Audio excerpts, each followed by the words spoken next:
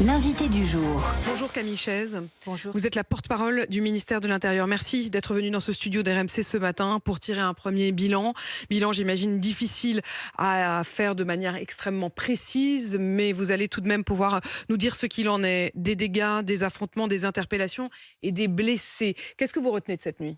Alors la nuit, elle a été d'une extrême intensité avec des violences urbaines plus diffuses, plus nombreuses, un petit peu partout sur le territoire, notamment en Île-de-France, bien entendu, dans le Rhône, dans la région de Tours, près de Rouen. On a plusieurs lieux où nous avons observé de très nombreux incendies de véhicules, de feux de poubelle. Mais aussi des locaux d'habitation. On a cette situation, par exemple, à Villeurbanne, où il y a eu des tirs de mortier dans un immeuble qui a dû être pour partie évacué, avec une personne qui a eu besoin de soins médicaux. On voit bien que cette diffusion de la violence intense cette nuit a été relevée malgré l'extrême mobilisation des forces de l'ordre, plus de 2000 policiers et gendarmes pour la seule Île-de-France. On s'attendait à ce type d'événements, on y était préparé, on avait mis en place des dispositifs, mais force est de constater que c'est la deuxième nuit de violences urbaines que nous connaissons. On va revenir sur la question du dispositif et s'il était oui ou non adapté effectivement à la menace de violence. Mais quand vous dites Villeurbanne, ce sont notamment des habitations, c'est-à-dire que ce sont des personnes privées qui se retrouvent dans une situation de détresse. Il y a eu aussi des commissariats qui ont été pris pour cible. Il y a ce commissariat où l'ensemble des voitures de police, des véhicules du commissariat ont été brûlés. Est-ce que vous avez réussi ce matin à 7h43 à reprendre le contrôle de tous les commissariats de France ?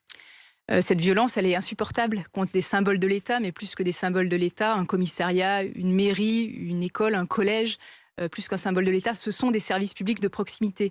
Et les premiers à en pâtir, ce sont les habitants, les riverains de ces quartiers. Aujourd'hui, à l'heure qu'il est, la situation est effectivement stabilisée. Les violences urbaines ont commencé assez tard dans la nuit et se sont poursuivies tard dans la nuit. Mais comme souvent, au petit matin, avec le jour qui arrive, la situation est stabilisée. En revanche, il va falloir revoir les dispositifs effectivement de sécurité.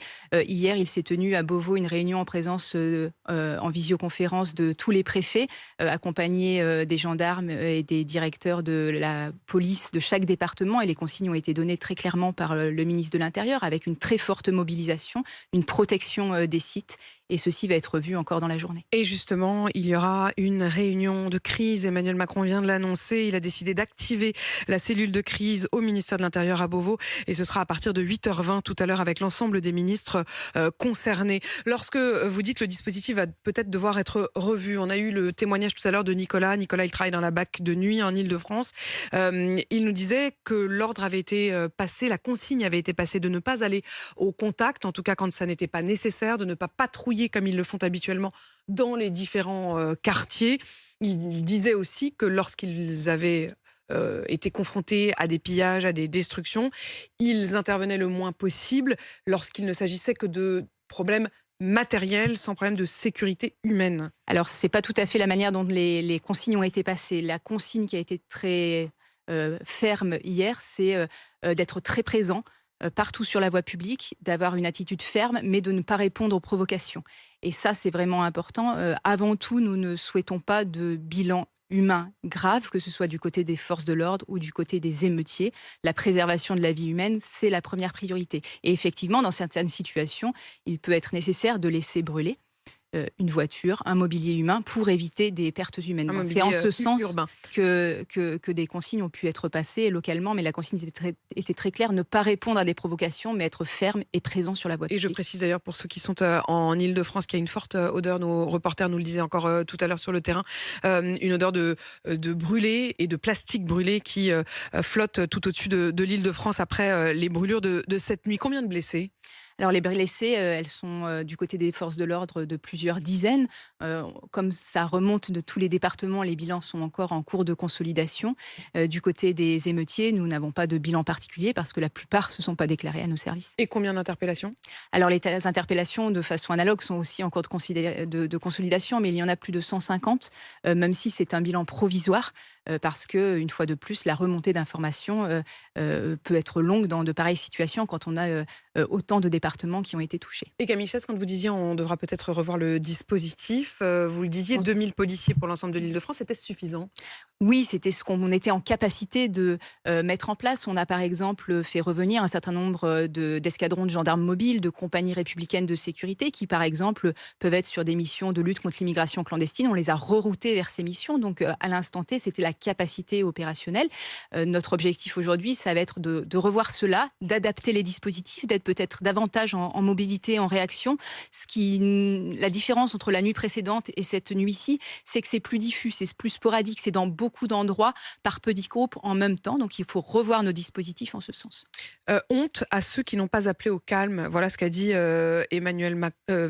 Gérald Darmanin, pardon, le ministre de l'Intérieur, ce matin, il y a moins d'une heure, sur Twitter. Honte à ceux qui n'ont pas appelé au calme. Il vise qui? Il vise un certain nombre de personnes politiques ou des personnes qui ont une certaine aura. Nous tous, au ministère de l'Intérieur, ce sont les consignes qu'on a eues, la volonté de calme, d'apaisement, de ne pas renchérir par rapport à une situation que l'on sait complexe. Donc, d'avoir cette rigueur professionnelle, ce calme, ce professionnalisme, finalement, cette exemplarité pour ne pas répondre aux provocations. On sait qu'elles ont été nombreuses aussi sur le terrain.